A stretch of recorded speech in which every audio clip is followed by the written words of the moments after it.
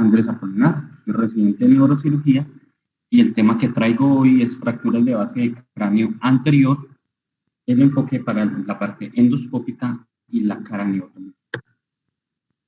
Esta es la agenda de lo que vamos a revisar. Básicamente vamos a comenzar con una introducción, la clínica, clasificación, diagnóstico y los diferentes abordajes quirúrgicos que tenemos. En cuanto a la introducción, tenemos que tener en cuenta los diferentes tipos de fractura que podemos tener a nivel del cráneo. Podemos tener fracturas abiertas, cerradas, según el componente que tenga el espacio o no, fracturas lineales o deprimidas, fracturas que estén en leño verde, quiste leptomenincio y lesiones que sean fracturas en base del cráneo o en la bóveda craneal. Respecto a las fracturas de la base del cráneo anterior, tenemos que tener en cuenta básicamente que va a estar circunscrito la base del cráneo anterior por lo que va a ser la cresta esfenoidal, la apófisis clinoides anterior y lo que va a ser el plano esfenoidal. Podemos encontrar diferentes sitios de fracturas como van a ser el techo de la órbita, las fracturas de los senos frontales, las fracturas de la placa cliviforme o la fractura de las alas menores del esfenoide. Según el sitio donde se encuentra la fractura, pues podemos ver que en la base de cráneo anterior es el sitio más frecuente de presentación de las fracturas, siendo el 70% de estas a ese nivel, seguido por la fosa media, en la cual se encuentra el 30%, siendo más frecuente a nivel de la línea media, y por último estaría la fosa posterior, que solo corresponde a un 5%.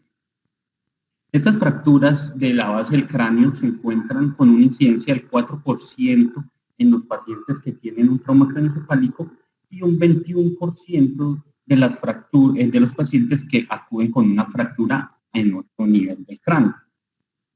Si se asocian a fracturas del macizo facial, podemos encontrar hasta un porcentaje, un 25%, y adicionalmente, con mayor frecuencia, si encontramos un paciente con una fractura de la bóveda craneana, podemos encontrar hasta un 75% de probabilidad de encontrar una fractura de base del cráneo. Al igual que con una fractura de columna cervical, podemos encontrar hasta un porcentaje de un 23%, lo cual nos habla de la importancia cuando encontramos fracturas en otras localizaciones de ir a buscar una fractura de base. Otra de las clasificaciones que tenemos para la fractura de base de cráneo, básicamente, va a ser la división en la línea media. Y esa división en la línea media va a estar dada por una parte anterior en la cual vamos a encontrar lo que hace la placa cliviforme, el plano esfenoidal y el tubérculo celar.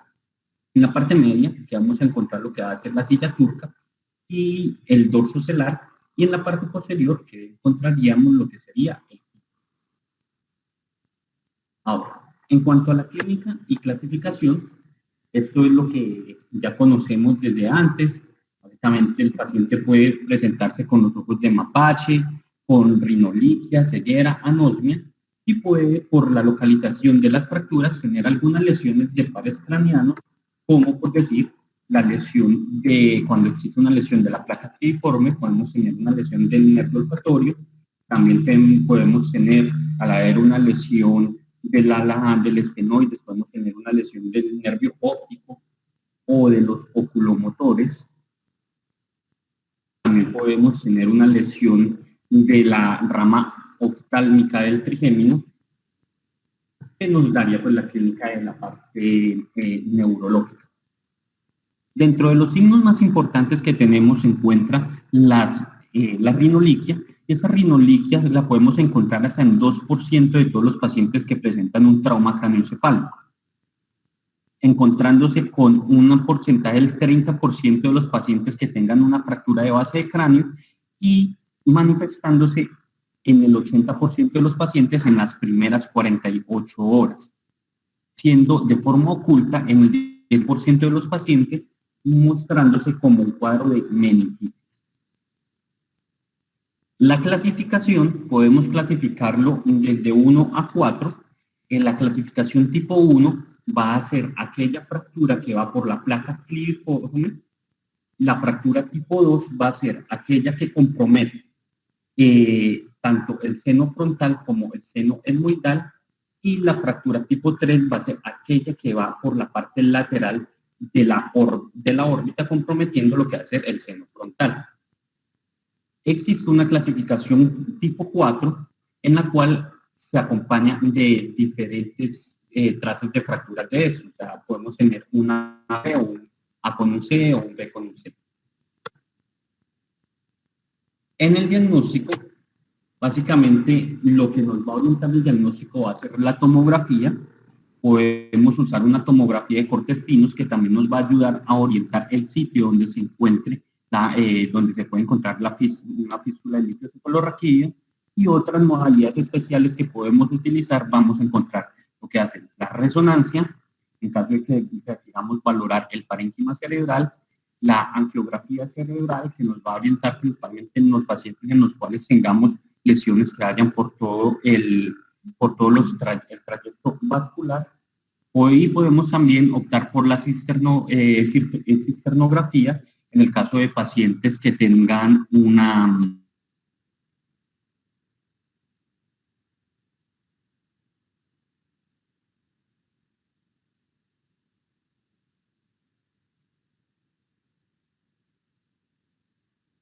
el objetivo del tratamiento va a ser separar la cavidad craneal del neurovascular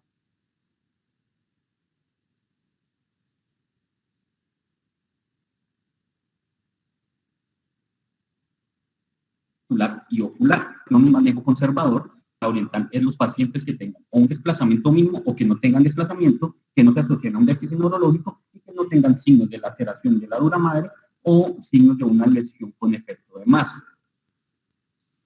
O podemos optar por reparaciones intradurales en fracturas que estén desplazadas, que se asocian a neumoencéfalo, aumento de la presión intracraniana, lesiones de la dura madre, o que tengan lesiones con efecto de masa. Y la reparación extradural también, igual que la reparación intradural, sin embargo, teniendo en cuenta que en la reparación extradural, si el paciente aún preserva el olfato, al hacer una reparación extradural podemos hacer una lesión del nervio olfatorio. Entonces vamos a ir describiendo cada uno de estos. La reparación intradural, básicamente vamos a hacer unas consideraciones generales, el abordaje quirúrgico y los cuidados postoperatorios. En cuanto a las consideraciones generales, va a inspeccionar toda la base del cráneo inferior. Debemos hacer una craniotomía lo bastante basal y vamos a hacer un correcto manejo del seno frontal, en el cual vamos a optar por una cranealización para separar el seno de la cavidad nasal, esto principalmente cuando tenemos fracturas de la pared posterior del seno frontal, y una reparación del seno frontal cuando hay compromiso del conducto nasal. En cuanto al abordaje, vamos a comenzar con un abordaje que va a ser bicoronal. Ese abordaje bicoronal, bueno, vamos a proceder a hacer la craniotomía, teniendo en cuenta el reparo del seno sagital superior, y posteriormente vamos a hacer, como muestra en la gráfica, la incisión de la dura madre para ingresar al espacio intradural, y en ese espacio intradural ir en búsqueda del sitio donde se encuentra el defecto. Una vez localizamos el defecto, podemos hacer un parche o un colgajo de pericráneo, el cual se debe avanzar 1 centímetro más distal de donde se encuentra el defecto de la dura madre, el defecto de la dura madre y el defecto óseo.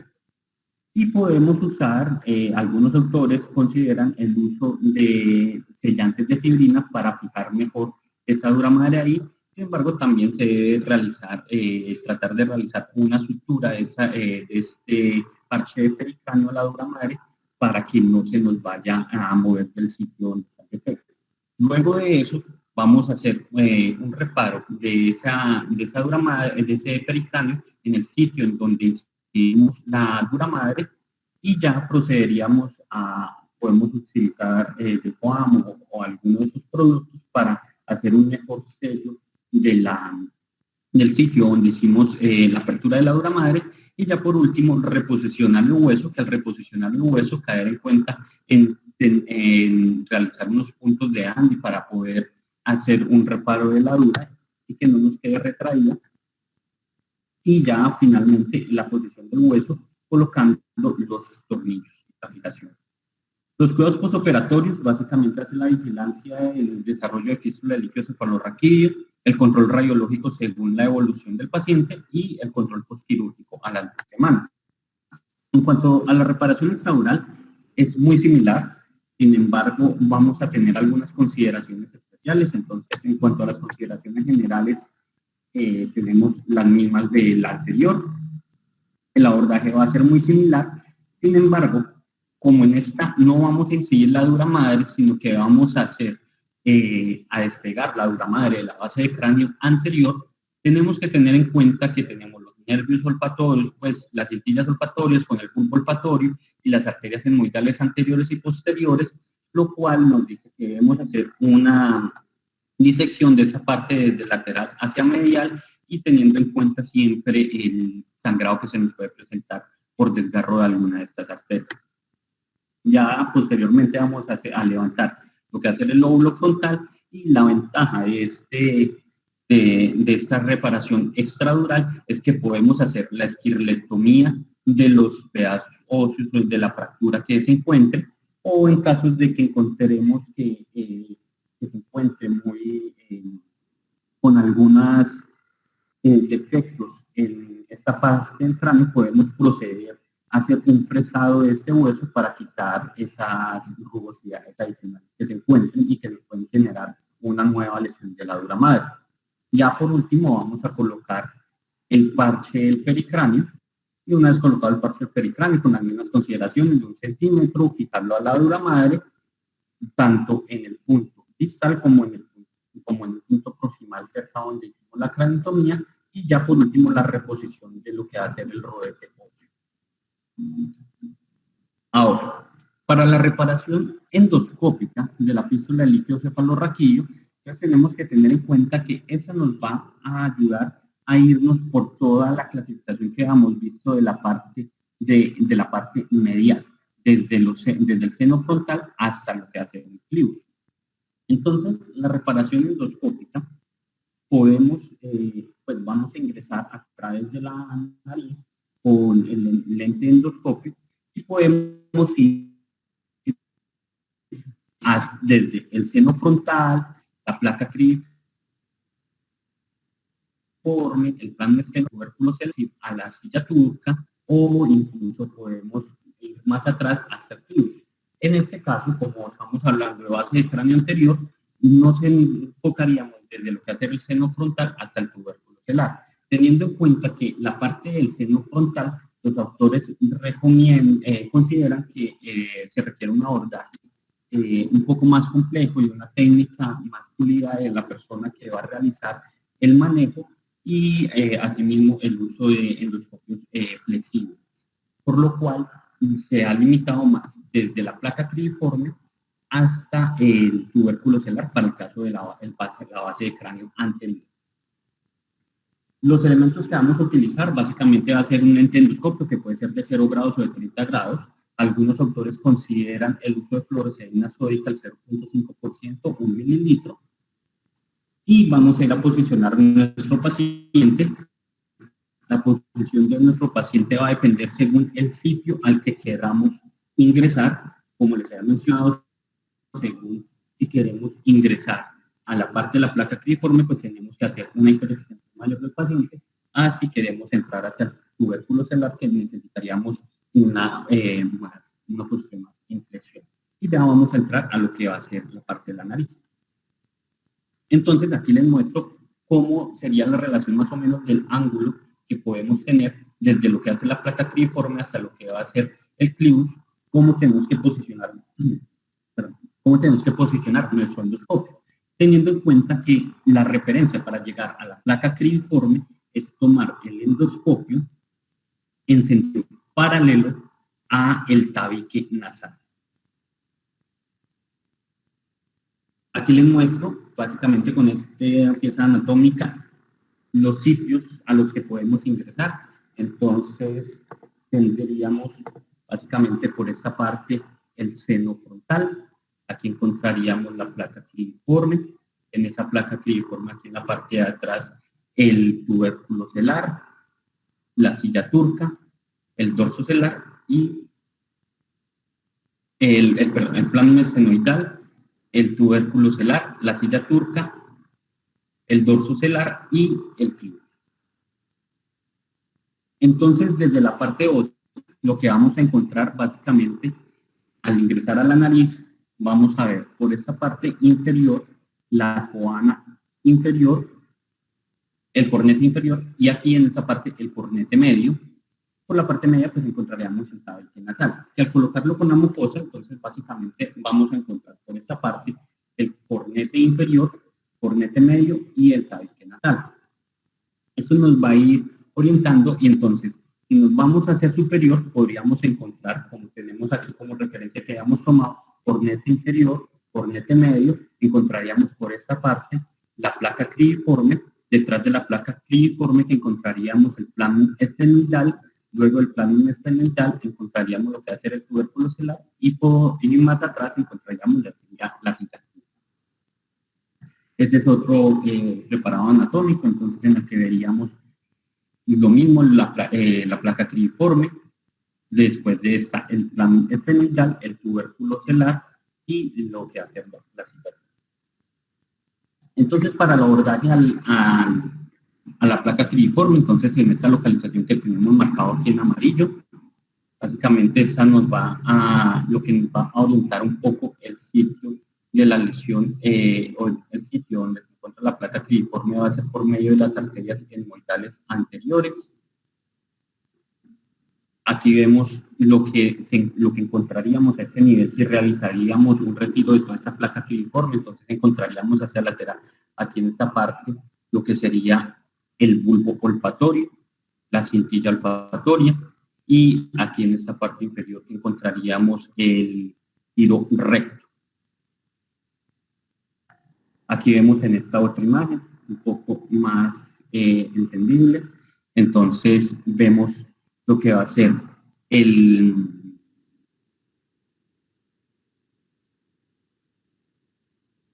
bulbo a ir hacia lo que sería aquí en esta parte el plano ya esfenoidal. Entonces aquí tenemos el abordaje del plano esfenoidal, que sería en esta parte que está pintada en naranja. Entonces, básicamente, en el sitio que ingresaríamos sería en esta parte de aquí, que correspondería más o menos a esta parte de aquí. Aquí encontramos básicamente las carótidas, aquí encontramos el tubérculo celar y este sería nuestro plano esfenoidal. Aquí encontramos por esta parte posterior la silla turca. Y esto es lo que finalmente terminaríamos exponiendo, que serían las cintillas olfatorias, el giro recto, y que sería nuestra parte del plano esfenoidal. Y ya más atrás encontraríamos lo que sería el tubérculo celar, que tenemos aquí dibujado en verde. Entonces, ¿qué sería para el ingreso más o menos a esta localización que nos va a llevar más cerca a lo que hace el quiasma? Los reparos en esta zona, entonces, las podemos hacer con distintos materiales. Podemos usar cartílagos septales, podemos usar cornetes nasales medios, BOMET, injerto extranasal autólogo, donde encontramos la grasa abdominal. De hecho, las revisiones que leí, se documentaba que los pacientes que se encuentran con encefalocele o meningoencefalocele recomendaban posicionar dentro de una de esas placas que vamos a colocar grasa con la finalidad de disminuir la presión y que no se pueda de nuevo formar el encefalocele. También podemos usar fascialata, colgajos nasoseptales vascularizados y podemos ayudarnos también de sellantes de fibrina. Entonces, lo que recomiendan los autores es de que se debe realizar un injerto con 3 placas, básicamente, una placa que va a quedar intracraneal subdural, una placa que va a quedar intracraneal extradural y una placa que va a quedar extracraneal. Los cuidados en este paciente van a ser el reposo en cama, con un decúbito en supino a 30 grados, antibiótico perioperatorio, para el cual, en el caso de los hospitales donde nosotros nos formamos, utilizamos ampicilina sulbactam, 3 gramos por 24 a 72 horas, y el control postquirúrgico que va a ser a las 12 meses. Bueno, dentro de los artículos que les traigo para la revisión estaría este artículo que fue publicado en octubre del 2021 en el Journal de Cirugía Craneofacial, en el cual se habla de la endonasal y el manejo quirúrgico híbrido. Esto quiere decir hacer endoscopia y hacer abordaje transcraneal para fracturas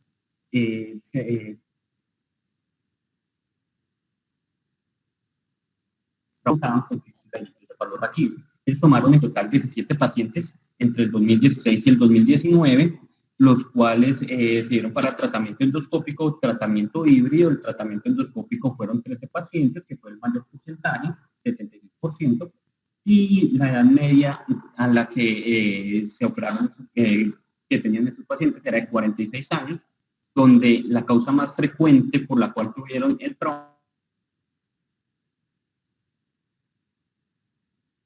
cirugía temprana en 8 pacientes y tardía en 9 pacientes.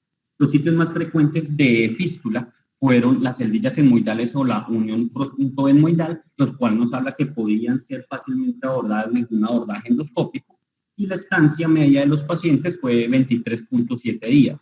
El éxito que tuvieron con este tratamiento fue el 90 al 98%, y las complicaciones fueron menores al 2.5%. Algunos pacientes requirieron medidas adicionales como la colocación de dren lumbar. El dren lumbar básicamente se consideró en 8 pacientes.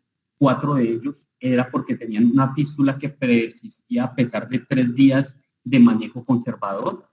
2 pacientes fue porque tenían una rinorrea de alto flujo, y 2 pacientes por un neumoencefalograma. Se les dio antibiótico por 7 días y se les hizo un control tomográfico a los 5 a 10 días operatorios. Los pacientes se les ofreció cirugía precoz si se presentaban con un defecto de base de cráneo con rinoliquia, si tenían una fístula de alto flujo, si tenían meningo o encefalocele, y si tenían un encefalocele intracraneal grande. Cirugía diferida en caso de que persistiera la fístula luego de 3 días de manejo conservador, si tenían recurrencia del líquido de fístula de líquido cefalorraquídeo, si tenían meningitis o si se había agrandado el neumoencefalo. Dividieron los pacientes, los clasificaron como tipo 1, tipo 2 o tipo 3 según el compromiso de la base de cráneo que estaba comprometida y según el abordaje del que podían llegar y el seno que estaba comprometido. ¿Qué quiere decir esto? En los pacientes con fractura tipo 1, ellos tomaron básicamente los pacientes que tenían lesiones en la placa cribriforme o en el seno frontal y que eran abordados, pues básicamente desde una localización, desde el seno esfenoidal o desde el seno frontal o el seno etmoide. Y los tipo 2 fueron los pacientes que se encontraban con lesiones a nivel del plano esfenoidal, se encontraban con lesiones del tubérculo celular o de la silla turca, y que eran abordados básicamente mediante un abordaje hacia el seno esfenoidal. Y los tipo 3 eran los pacientes que tenían lesiones a diferentes niveles, tanto desde la placa cribriforme como hasta la silla turca. Los reparos que les hicieron a estos pacientes para el tipo 1 fue colgajo del cornete medio y nasoseptal anterior, para el tipo 2 el colgajo nasoseptal, y para el tipo 3 fue para los pacientes que se utilizaba el abordaje híbrido. Ellos principalmente mencionan que el abordaje híbrido, la ventaja que les daba era para el manejo del seno frontal, ya que podían hacer una canalización más fácil y también podían colocar más fácil ahí el parche de pericráneo. En la fractura tipo 1, entonces se usaba como injerto la mucosa del cornete medio, donde se hacían un corte a nivel del cornete, de la base del cornete medio, en la parte posterior a nivel de la fobia etmoidal, en la parte anterior en el límite del cornete medio. Recalcaban que se debe hacer una disección únicamente de la mucosa sin llegar a lesionar el hueso, ya que ese hueso es demasiado delgado y tiene bastante riesgo de generar un sangrado importante. El otro que se podía usar es un colgajo nasoseptal libre, donde se hacía un corte en la parte superior del nivel del cornete medio, el corte inferior se hacía a nivel del piso de la cavidad nasal, el corte anterior tan anterior como se pudiese, y el corte posterior se hacía en la unión entre el tabique y la tribuna del estenoides. Este es uno de los casos que reportan de fractura tipo 1, un hombre de 2 años con un accidente de tránsito por una fractura de base de cráneo. Básicamente encontramos que tiene un defecto en la unión frontoetmoidal, que se encontraba con encefalocele por una fuga del líquido cefalorraquídeo. Se le hizo, se liberaron los bordes óseos y luego se le colocó el colgajo del cornete medio, y ese es el TAC de control del paciente, en el cual vemos que ya, tras un año del control, vemos que ya no hay neumoencéfalo, y adicionalmente ya no se ve esa comunicación que se veía hacia la nasofaringe. En la fractura tipo 2, entonces, se colocaban colgajos nasoseptales, o se hacía por la septostomía posterior, se hacía la apertura del seno esfenoidal y se hacía la rotación del colgajo nasoseptal. En caso de que el defecto se encontrara lateral, en esos casos se recurría a un abordaje transpterigoideo esfenoidal para llegar al proceso pterigoides, y el proceso pterigoides poder ingresar a la parte lateral del seno esfenoidal. Entonces, uno de los casos que reportan va a ser una mujer de 20 años con un accidente de tránsito, con una fístula al 5º día. Vemos que la paciente tiene una lesión a nivel del plano esfenoidal, que estaba con un encefalocele a este nivel. Entonces se hace una apertura del seno esfenoidal y se hace la resección de la mucosa exponiendo toda la parte ósea, y posteriormente a exponer toda la parte ósea de ese plano esfenoidal, ya se procede a hacer el colgajo nasoseptal. El otro caso es un hombre de 37 años con trauma craneoencefálico, accidente de tránsito, meningitis. Vemos que tiene un encefalocele a nivel del clivus. En este caso, ese paciente entonces tenía la perforación paraclival y se le realizó también el colgajo nasoseptal. Ese es otro paciente, una mujer de 45 años, una caída de 2 metros de altura con una fístula, con una lesión a nivel del seno esfenoidal, un poco lateral. Entonces lo mismo, se hace una resección de toda la parte ósea y finalmente se le realiza el reparo con el colgajo nasoseptal. En el caso de las fracturas tipo 3, el abordaje se hacía híbrido, como les había mencionado. En la parte endoscópica se hace el colgajo nasoseptal y en la parte bicoronal el colgajo pericraneal. Entonces, este fue preferido para pacientes que tuvieran lesiones a diferentes niveles. Entonces, por decir, en este caso, vemos que tenía lesiones a nivel del plano esfenoidal, de la lámina cribosa, de la unión frontoesmoidal y el seno frontal. Entonces, se le realizó el abordaje híbrido para la parte que comprometía el plano esfenoidal y la lámina cribosa y la unión frontoesmoidal. Se le realizó el parche con colgajo nasoseptal, y para la parte del abordaje bicoronal se realizó principalmente para sellar la lesión a nivel del seno frontal. Por último, les traigo ese artículo del 2013 del Journal de Cirugía Neurológica, donde se compara el abordaje endoscópico endonasal versus el abordaje abierto en lesiones de base de cráneo que se presentan con fístula de líquido cefalorraquídeo, encefalocele o meningocele. Se hizo una búsqueda en Medline desde 1950 hasta 2010 de endoscopia y abierta, buscando fístula, encefalocele y meningocele en base de cráneo anterior. Se tomaron las características de los pacientes y el defecto que tenían los pacientes, el éxito de la reparación y la morbilidad.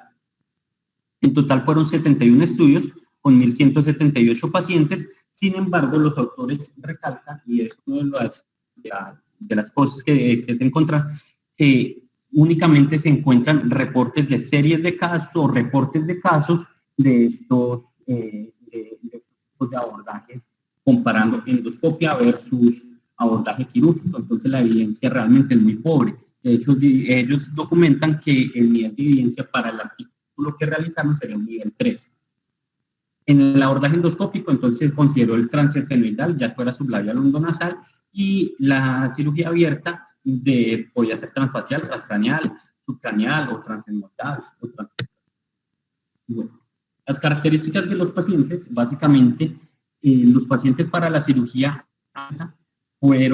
habían más porcentaje de hombres, siendo un 70% de hombres, siendo estadísticamente significativo. La presentación de los síntomas, el abordaje endoscópico, en el 82% se presentan con rinorrea versus el abordaje abierto, en el cual solo se encuentra en el 55%, mostrándonos estadísticamente significativa la diferencia, la rinorrea para el abordaje endoscópico. En cuanto a la etiología, podemos ver que la etiología preferida para la endoscopia fue en espontáneo, iatrogénico, y en pacientes que tenían encefalocele o meningocele, mientras que para el abierto fue para pacientes que tenían trauma. En las características de las lesiones, dentro de lo que se encontró estadísticamente significativo es que el paciente que se llevaba un abordaje abierto ya había sido previamente llevado a un abordaje abierto, y el paciente endoscópico era un paciente que ya se había intentado reparar previamente por una endoscopia. Las características de los resultados que encontraron también, pues, o de los manejos que se le hicieron a los pacientes, entonces vemos que en el abordaje abierto se usó más drenaje lumbar versus el endoscópico, que fue solo el 48%, mientras que en el abierto fue el 81%.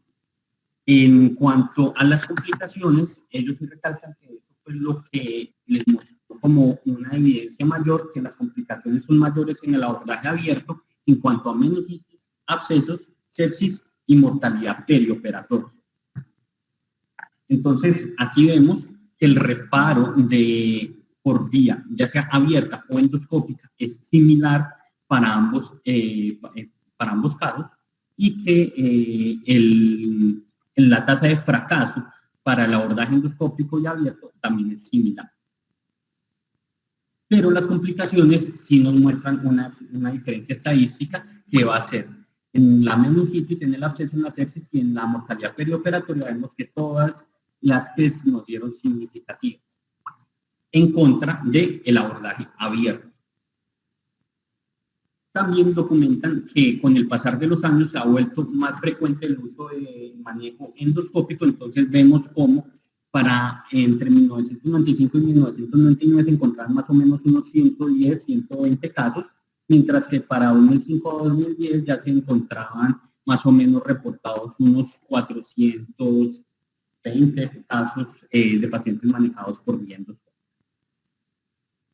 Para eso, ellos finalmente documentan que el abordaje abierto se debe utilizar en pacientes que tengan lesiones intracraneales, llámese lesiones intracraneales que tengan un hematoma epidural, subdural, un hematoma intraparenquimatoso, entonces que requiera entrar a hacer el drenaje de esa lesión, pues ya de una vez hacemos el manejo del defecto de la base de cráneo. Pacientes que tengan fracturas de base de cráneo que estén muy conminutadas o que tengan afectación de la pared posterior del seno frontal y de la extensión lateral, ya que si se extienden hacia lateral es más fácil el abordaje por vía abierta.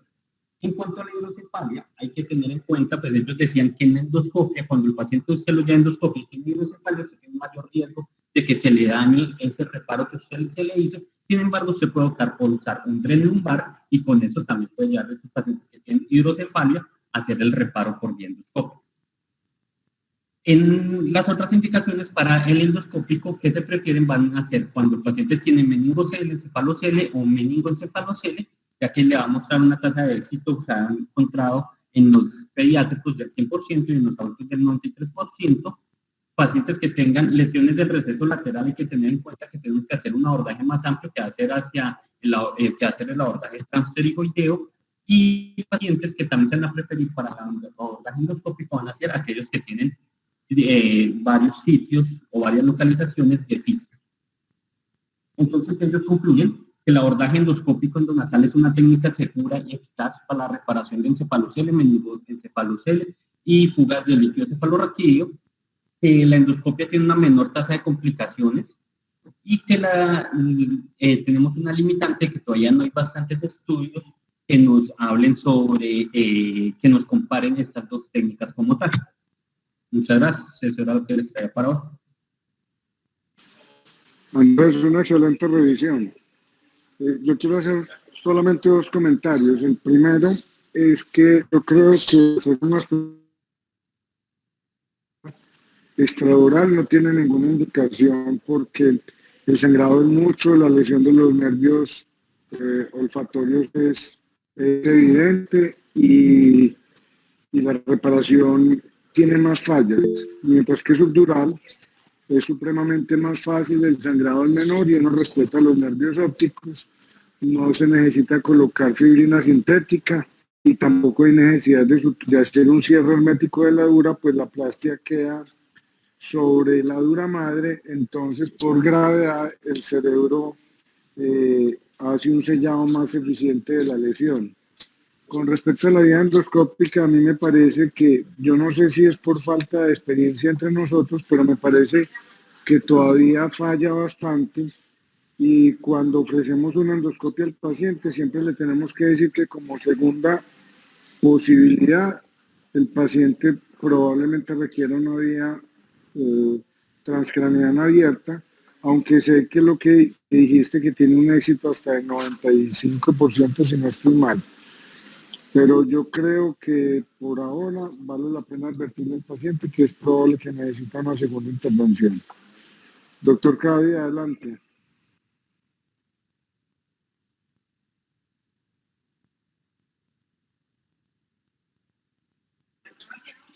Doctor Daniel, si nos estás escuchando y estás conectado, yo sé que tenés mucha experiencia en esto, danos tu comentario. Listo. Sí, doctor. Sí, doctor. Pero voy a hablar, hágale, profe. Que felicitaciones pues por la conferencia muy completa en un tema que puede no ser muy interesante, pero que fue agotado y muy bien. Me llamó la atención que cuando se hizo esa revisión de estudios, la causa más frecuente de las fístulas fue la iatrogénica. Eso me llamó la atención. Yo no sé si puedes aclarar esto o si realmente las fístulas iatrogénicas son las más comunes.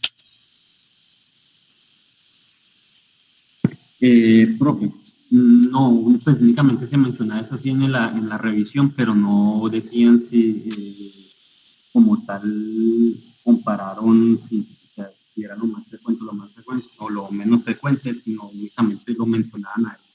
Realmente no había un soporte en el artículo. Sí, porque es una diferencia muy grande, muy grande. Varios cientos de fístulas iatrogénicas y las traumáticas muy pocas. Bueno, no, pareció muy bien la conferencia.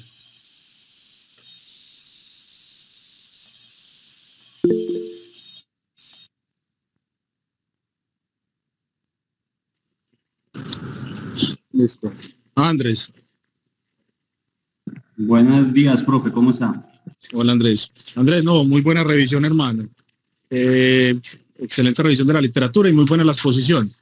Pero yo creo que la pregunta, yo siempre he tenido un problema con las fístulas traumáticas y las revisiones endoscópicas, y es que la filosofía general para uno ir a cerrar una fístula de líquido cefalorraquídeo de forma endoscópica es ojalá tener un solo defecto y dos, la localización del defecto que tenga congruencia entre el defecto óseo y el defecto en dura madre. Eso quiere decir que uno para hacer una endoscopia tiene que localizar muy bien el defecto y muchas veces por eso las fístulas de líquido cefalorraquídeo espontáneas se llevan con neuronavegador y toda la cosa para no equivocarse, porque es fácil perderse en una nariz y algunas veces es mucho más fácil perder una nariz traumática. Entonces yo creería que al menos estándar no es, o sea, no me gusta, y se lo digo muy sinceramente, llevar a los pacientes con o sea, con fracturas de base de cráneo y sobre todo misceláneas, o sea, los que tienen fracturas que la mayoría de veces son así, una fractura de la pared posterior del seno frontal, más una fractura pequeña etmoidal, y uno generalmente les ve una línea o un trazo hasta el plano o a veces hasta el esfenoides, entonces digámoslo así, tienen muchos puntos potenciales de salida de líquido cefalorraquídeo, que si uno lo piensa bien, esto es algo que hemos hablado algunas veces con los residentes, es, si yo tengo varios huecos, tengo una fístula de líquido cefalorraquídeo, por ejemplo en el etmoides, y yo le hago algún examen, ya sea una resonancia magnética o algo que me muestre cualquiera de, de las cistermografías, puede que solamente me muestre una salida por un punto anterior, pero porque esta tiene suficiente débito para evitar que los demás puntos muestren el examen. Es solamente, o sea, pensándolo lógicamente. Ahora, ir a sellar el punto donde uno cree que el paciente tiene la fístula, no le asegura a uno que las fístulas traumáticas vayan a funcionar, pues, o sea, que ese tratamiento vaya a funcionar. Entonces uno tiene que escoger muy bien los pacientes que va a llevar a cierre de fístula de líquido cefalorraquídeo postraumáticas, que es muy diferente a las otras fístulas. ¿Por qué? Porque tiene que escoger el paciente que generalmente tiene un solo defecto y que usted esté con un grado de seguridad alto de que la congruencia entre el defecto óseo y el defecto en la dura madre sea muy buena. Pues esté seguro, pues ojalá.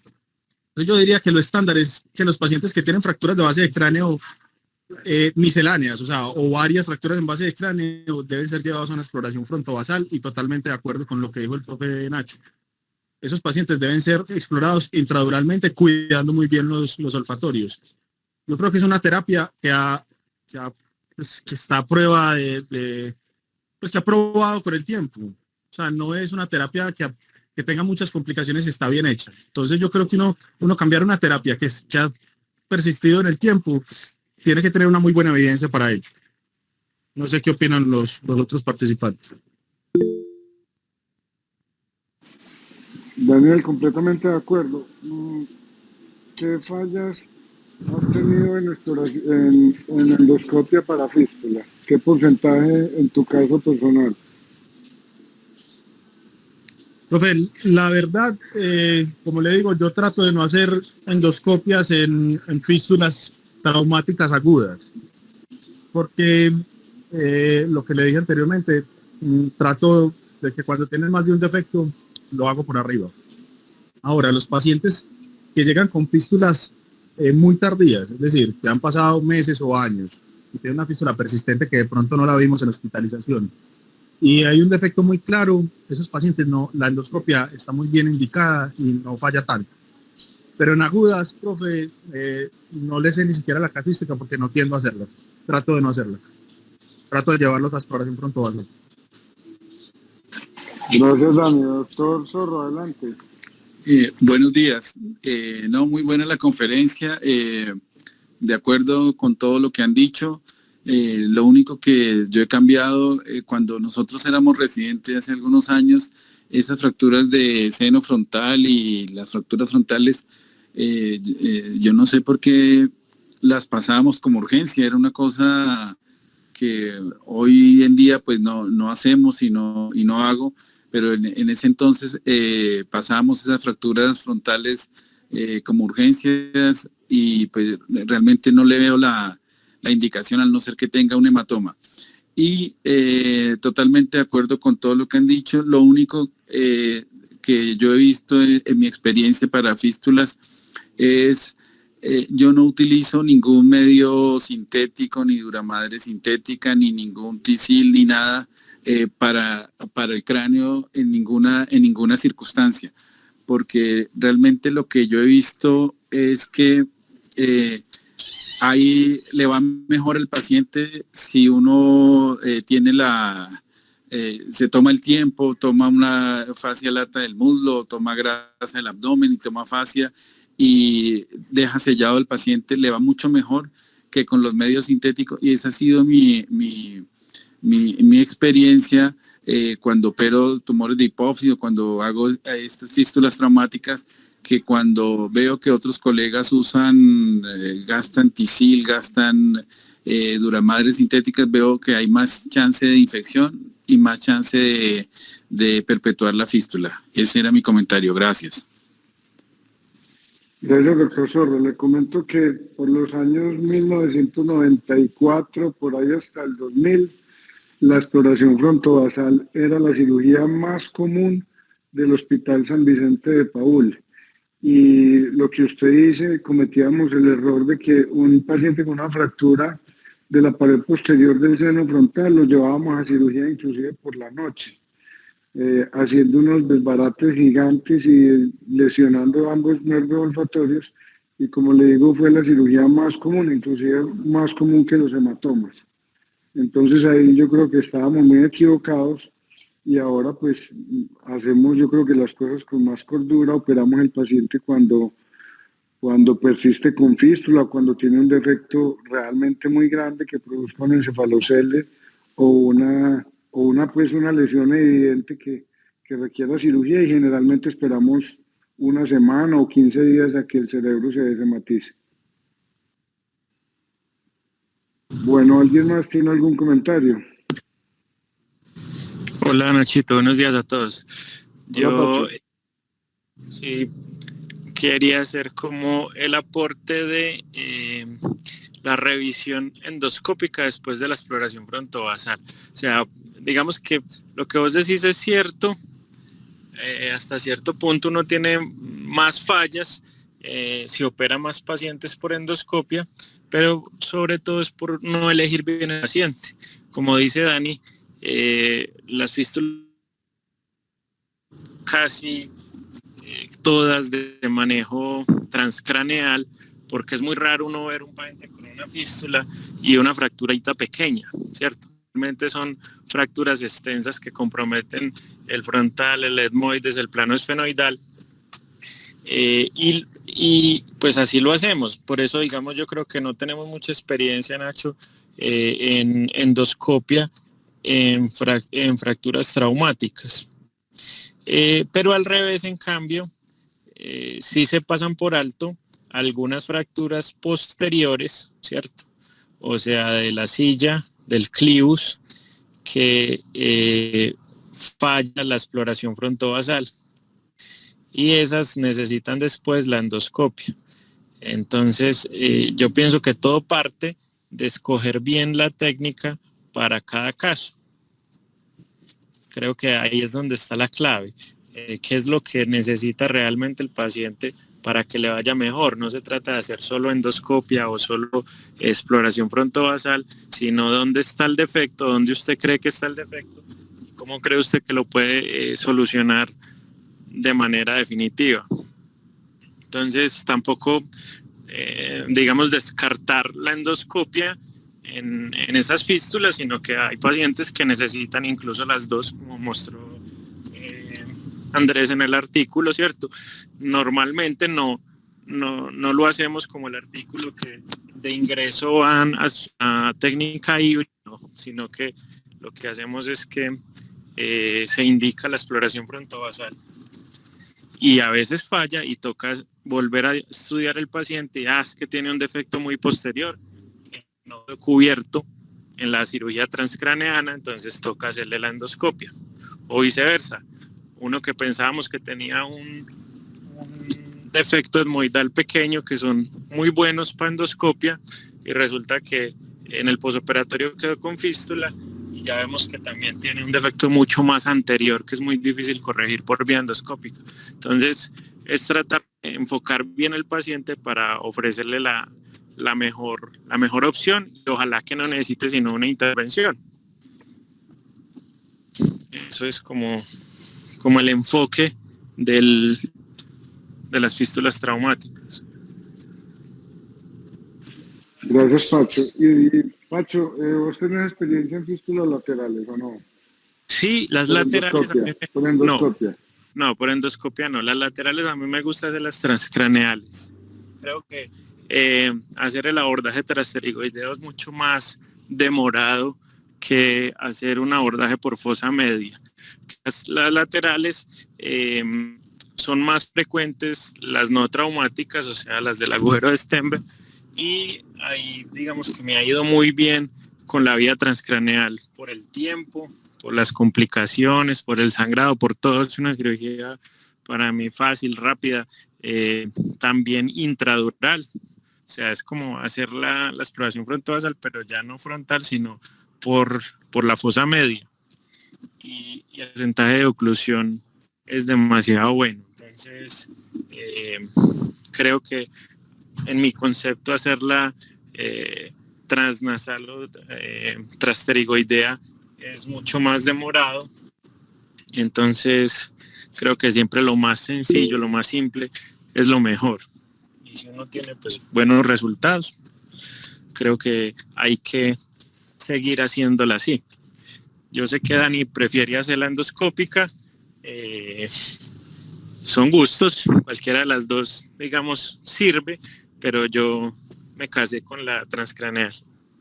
Un abordaje pequeño porque hago una incisión como de un miniterional, entonces digamos que estéticamente está muy, muy bien tolerado. Entonces creo que esa es la mía para esas fístulas laterales. Gracias, Pacho. Mauro Marcelo, levantaste la mano. No, soy yo, Nacho, que es que me he desconectado porque me vine a sentar aquí al lado de Mauro. Por eso no, pero yo creo que ya Pacho lo dijo, pues yo sí prefiero la vía endoscópica. Me parece que como todas las vías y todos los abordajes, y es verdad lo que dice Pacho, uno se casa con algunas cosas con las que va desarrollando cierta habilidad. Y las fístulas pues laterales, o pues algunas veces son Stenberg, otras veces no son Stenberg, son relativamente sencillas por cualquier vía. Uno le puede dar la opción al paciente, pero no hay ningún problema tampoco con hacerlas. O sea, yo creo que también mitificamos el abordaje endoscópico de esas fístulas y no son tan complejos.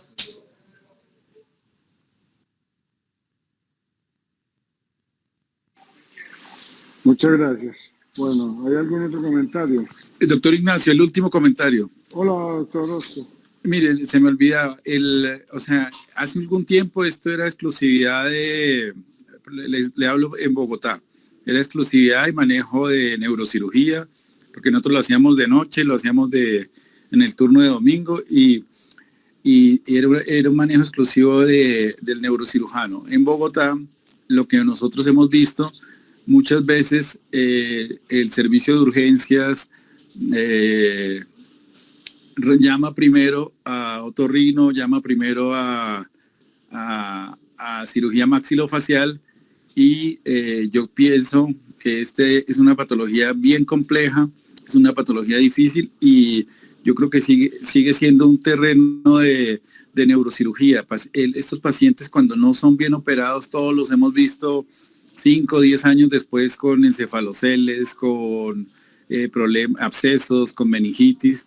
Entonces yo creo que es un terreno que debe continuar siendo manejado por neurocirugía y se puede pasar interconsulta obviamente a maxilofacial y a otorrino y las cosas, pero yo creo que eso tenemos que seguir manejando esta patología frontal. Gracias. Completamente de acuerdo. Profesor Nacho, doctor Zorro, totalmente de acuerdo. Nosotros tenemos un neurocirujano acá que dice que el líquido cefalorraquídeo hay que utilizarlo como barrera gremial. O sea, eso no, los pacientes que tienen alguna salida de líquido cefalorraquídeo la dura, eso es de neurocirugía. O sea, eso no va para ninguna otra especialidad.